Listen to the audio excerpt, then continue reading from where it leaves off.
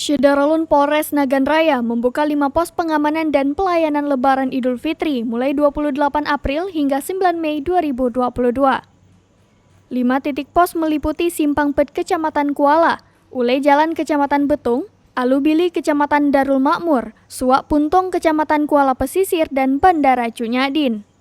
Pos tersebut menempatkan personel Polri, TNI, Dinas Perhubungan, Dinas Kesehatan, BPBD, serta Satpol PP WH.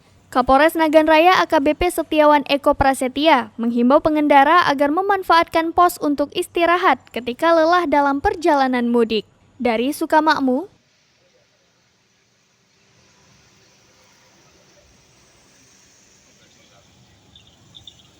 Rizwan, Serambion TV.